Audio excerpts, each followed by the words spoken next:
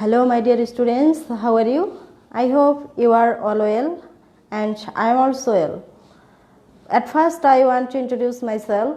I am Mallika Khatun, an assistant teacher English, Daffodil Residential Model School, Sirir Dinajpur. Today for this live session, welcome everyone on behalf of Nilphamari Online School.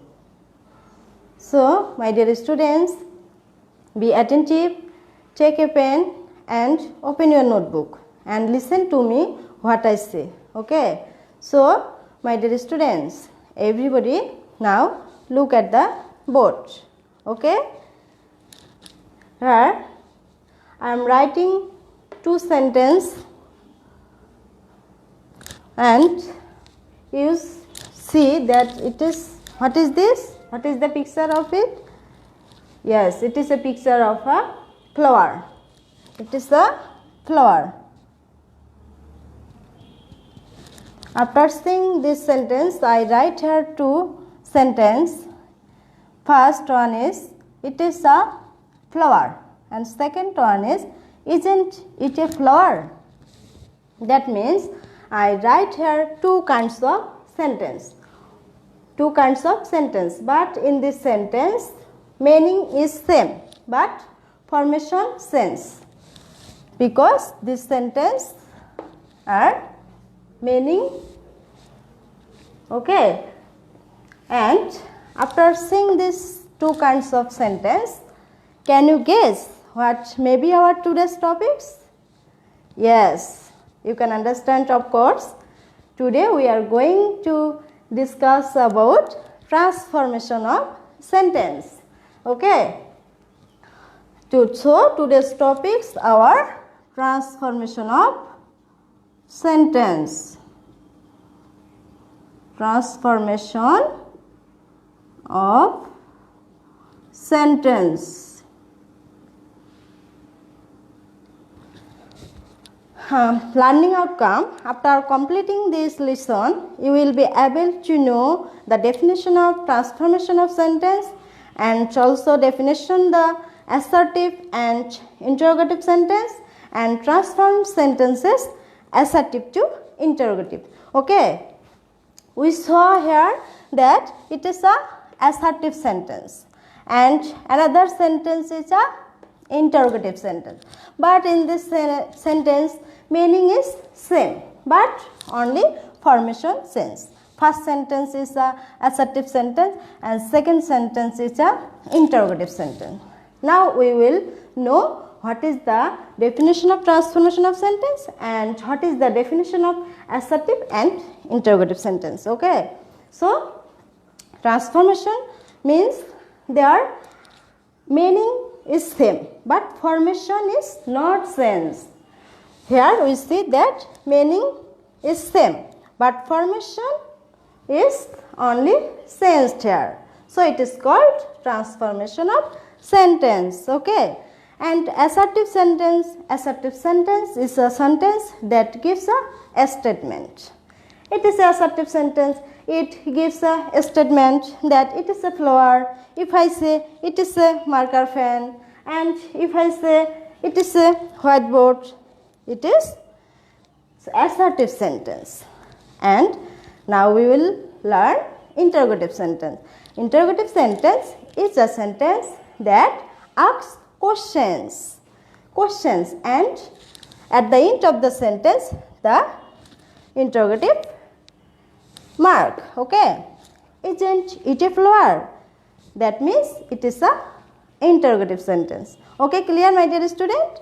Now we will learn transform sentences assertive to interrogative. Okay, so I write here some rules for you. Now we will practice with some sentence. Okay, so at first one I write here the rule to be verb oblique auxiliary verb plus not এর সংক্ষিপ্ত রূপ n apostrophe st plus subject plus বাকি অংশ plus interrogative চিহ্ন, অর্থাৎ assertive sentence কে আমরা এই নিয়ম অনুসারে কি করব, ইন্টারোগেটিভ করব। তাহলে আমরা জানলাম যে ট্রান্সফরমেশন অফ সেন্টেন্স বলতে একটি সেন্টেন্সকে তার শুধু কাঠামো পরিবর্তন করে অর্থ ঠিক রেখে একটি সেন্টেন্সকে অন্য একটি সেন্টেন্সে রূপান্তর করাকে কি বলা হয়, transformation of sentence. We saw in this sentence that it is a flower, এটা হয় একটি ফুল।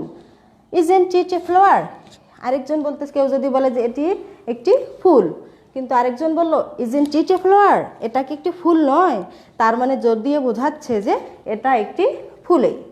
অর্থাৎ দুটি সেন্টেন্সে অর্থটা কি থাকলো, ঠিক থাকলো, শুধু ফরমেশনটা চেঞ্জ হলো। অ্যাসার্টিভ থেকে আমরা দ্বিতীয় সেন্টেন্সে ফরমেশনটা চেঞ্জ করলাম কিসে, ইন্টারোগেটিভে। অর্থাৎ আমাদের অ্যাসার্টিভ থেকে ইন্টারোগেটিভ করলাম, কিন্তু আমাদের অর্থটা ঠিকই থাকলো।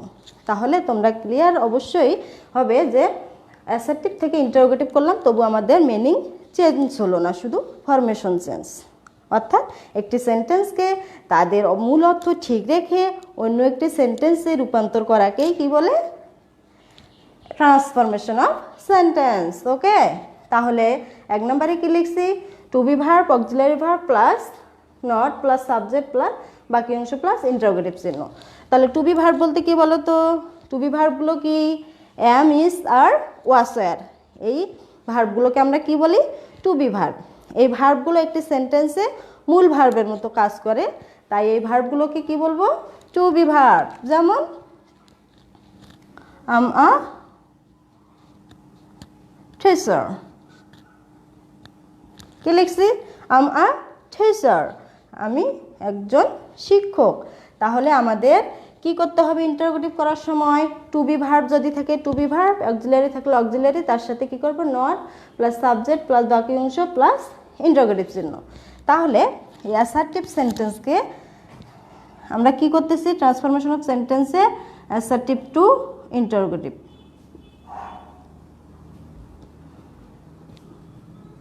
তাহলে আমরা অ্যাসার্টিভ থেকে যখন ইন্টারোগেটিভ করব তখন কি নেব, এটা ধরো অ্যাসার্টিভ সেন্টেন্স। তাহলে আমাদের রুলে আছে কি, প্রথমে টু বি ভার্ব অথবা অক্সিলারি ভার্ব সামনে নেব। তাহলে টু বি ভার্ব এখানে কি, অ্যাম, তার সাথে কি হবে, নটের সংক্ষিপ্ত রূপ আই এ টিচার, তার সাথে কি দেবো, ইন্টারোগেটিভ দেবো। তাহলে এই প্রথম সেন্টেন্সটি হচ্ছে প্রেজেন্ট ইনডিফিনিট টেন্স। তোমরা অবশ্য অনেকে দেখে মনে করতে পারো যে অ্যাম আছে কিন্তু প্রেজেন্ট কন্টিনিউয়াস, তাহলে প্রেজেন্ট কন্টিনিউয়াস হবে না, কারণ অ্যামই একটা হচ্ছে ভার্ব, যেই ভার্বটা মূল ভার্বের কাজ করছে। তাহলে আমরা কি করলাম, am not I a teacher, clear.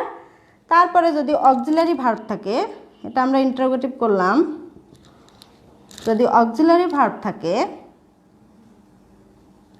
they are writing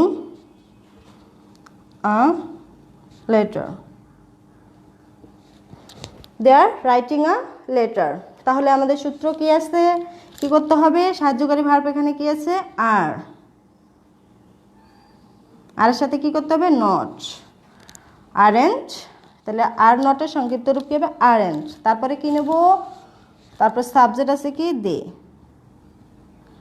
aren't দে, তারপরে বাকি অংশ, বাকি অংশ কি থাকলো, aren't they writing a letter. তাহলে ক্লিয়ার। তাহলে আমরা টু বি ভার্ব অথবা অক্সিলারি ভার্ব যদি থাকে, এভাবে আমরা অ্যাসার্টিভ থেকে ইন্টারোগেটিভ করতে পারবো। ওকে, এখন যদি তোমাদের assertive to be verb, assertive সেন্টেন্সে to be verb auxiliary verb যদি না থাকে, তাহলে কি করতে হবে, যেমন হি প্লেস ক্রিকেট, সে ফুটবল খেলে। এটি কোন টেন্স, এটি হচ্ছে প্রেজেন্ট ইনডেফিনিট টেন্স। তাহলে প্রেজেন্ট ইনডেফিনিট টেন্সে দেখো এখানে কিন্তু সাহায্যকারী ভার্বও নাই, বি ভার্বও নাই, শুধু মূল ভার্ব আছে। তাহলে আমাদের অ্যাসার্টিভ থেকে ইন্টারোগেটিভ করার সময় কী নিতে হবে, auxiliary verb to be verb সামনে নিতে হবে। তো যেহেতু এখানে নেই, সেহেতু আমরা জানি প্রেজেন্ট ইনডেফিনিটের সময় কী নিতে হয়, ডু বা ডাজ নিতে হয়। যদি থার্ড পারসন সিঙ্গুলার হয় তাহলে কী নিতে হয়, ডাজ, আর বাকি ক্ষেত্রে ডু। তাহলে এখানে আমরা কী নেব, ডাজেন্ট। ডাজেন্ট, তারপরে সাবজেক্ট কি নেব, he. Doesn't he play cricket. Clear? Doesn't he play cricket. Okay. আর যদি পাস্ট ইনডিফিনিটে থাকে, ধর এই সেন্টেন্স দিয়ে পাস্ট ইনডিফিনিটে থাকলো, তাহলে কি করতে হবে, পাস্ট ইনডিফিনিটে থাকলে আমাদের সাহায্যকারী ভার্ব নিতে হবে ডিড। তাহলে আমরা এখানে সাহায্যকারী ভার্ব কি নেব, ডিড। ডিডের সাথে কি নেব, নট। তাহলে ডিডেন্ট হি প্লে ক্রিকেট, সে ফুটবল খেললো।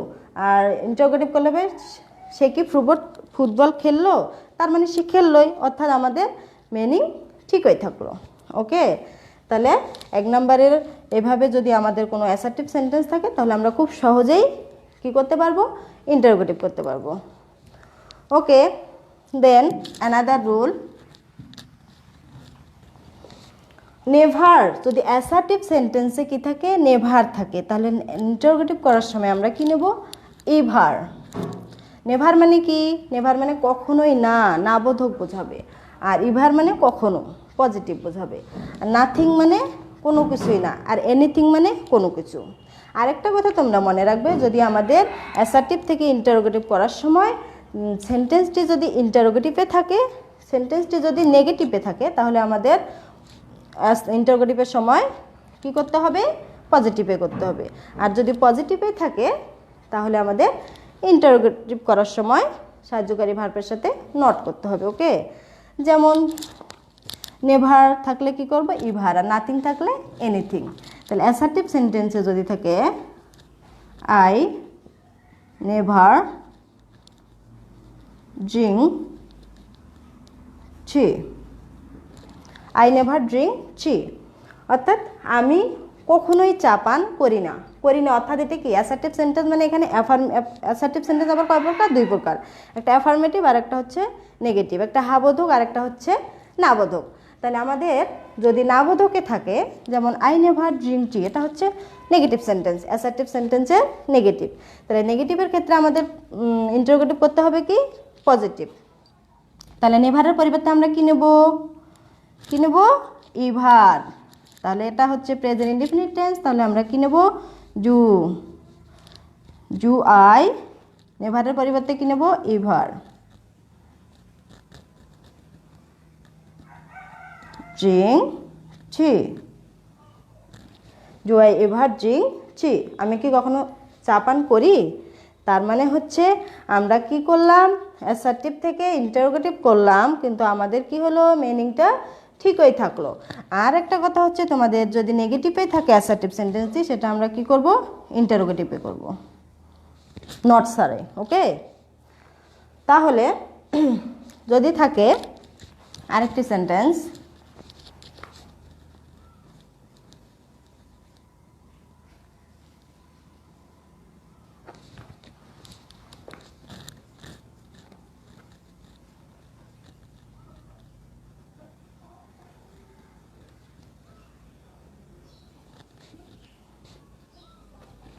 যদি থাকে I have nothing to do, তাহলে কি হবে বলো তো, I have nothing to do. তাহলে নাথিং মানে কি, কোনো কিছুই না, আমার কোনো কিছুই করার ছিল না। তাহলে কি হবে, I was nothing to do, আমার কোনো কিছুই করার ছিল না। তাহলে ইন্টারোগেটিভ করার সময় কি করব, ওয়াজ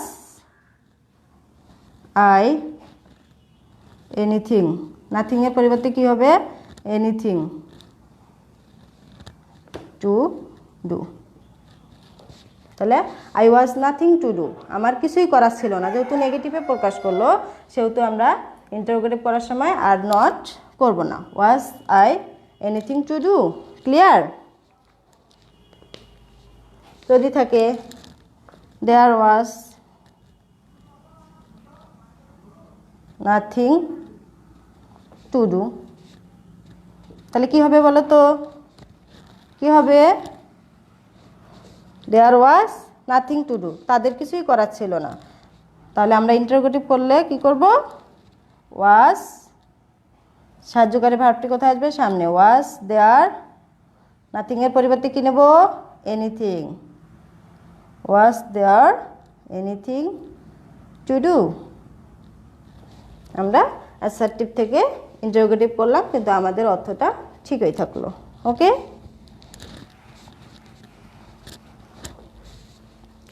দেন another, everybody, everyone or all যুক্ত যদি অ্যাসার্টিভ সেন্টেন্স থাকে তাহলে নেগেটিভ করার সময় who plus doesn't plus didn't plus verb one plus বাকি অংশ প্লাস ইন্টারোগেটিভ চিহ্ন।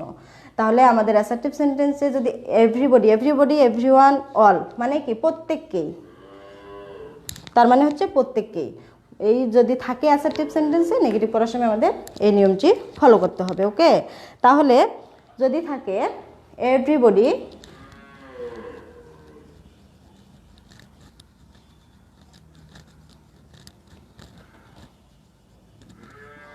hates a liar, everybody hates a liar, তার মানে হচ্ছে প্রত্যেককেই একজন মিথ্যাবাদীকে ঘৃণা করে। তাহলে কি করব আমরা? এভরিবডির পরিবর্তে ইন্টারোগেটিভ করার সময় কি নেব? হু। হু এর পরে কি নেব? ডাজেন্ট।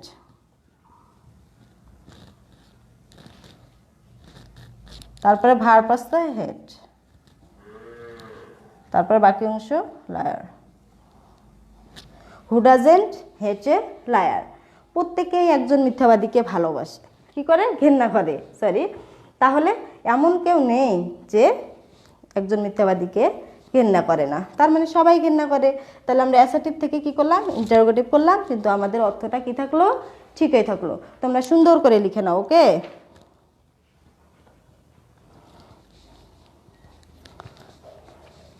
তারপরে দেখো, যদি এভরি দিয়ে থাকে, এভরি দিয়ে যদি আমাদের অ্যাসার্টিভ সেন্টেন্স থাকে তাহলে ইন্টারোগেটিভ করার সময় কি নেব? এভরি এর পরিবর্তে is there any plus subject plus who plus doesn't plus verb one plus বাকি অংশ প্লাস ইন্টারোগেটিভ চিহ্ন।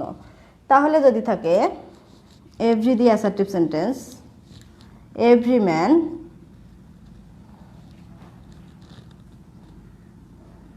ওয়ান্টস টু বি হ্যাপি, তার মানে কি? প্রত্যেক লোকেই সুখী হতে চায়। তাহলে এভরি পরিবর্তে কি নেব? ইজ দেয়ার এনি, তারপরে কি নেব? সাবজেক্ট নেব। ইজ দেয়ার এনি, সাবজেক্ট কি? Man. Is there any man কি নেব? হু। হু এর সাথে doesn't. Who doesn't want to be happy. তাহলে প্রত্যেক লোকই সুখী হতে চায়। আর is there any man who doesn't want to be happy, এমন কি কোনো লোক আছে যে সুখী হতে চায় না? তাহলে আমাদের অর্থ ঠিকই থাকলো, কিন্তু আমরা শুধু ফরমেশন চেঞ্জ করলাম। ওকে,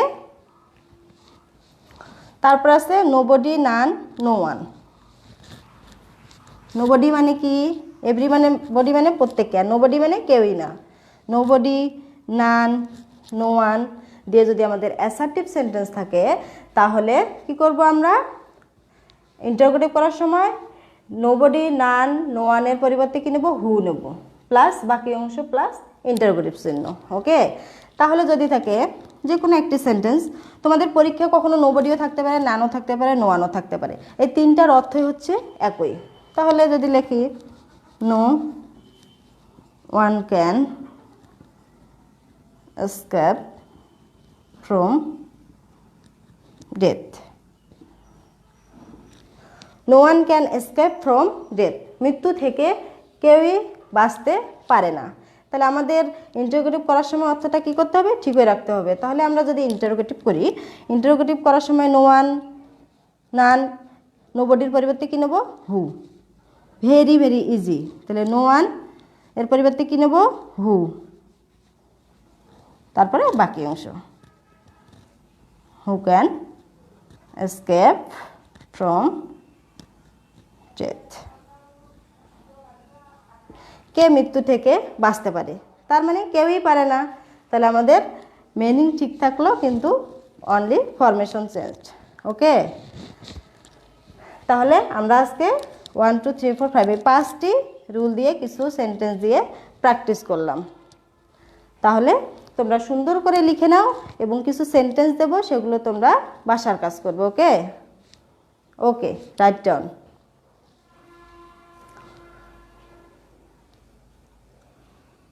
এরপরে বাসার পড়ার জন্য রেডি হবে।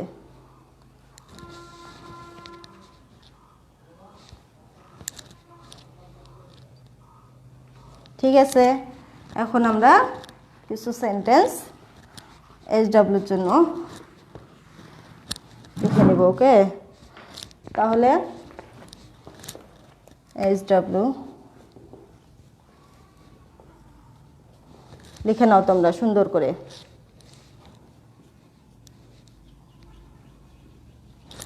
I have nothing to say. Assertive থেকে আমাদের কি, অ্যাসার্টিভ থেকে ইন্টারোগেটিভ করতে হবে। ওকে, তারপরে I have nothing to say মানে কি, আমাদের কিছুই বলার ছিল না। ওকে, তারপরে লেখো I shall never forget you. আমার I shall never forget you, আমি তোমাকে কখনোই ভুলবো না। কি হবে, অর্থ হবে I shall never forget you, আমি তোমাকে কখনোই ভুলবো না। তারপরে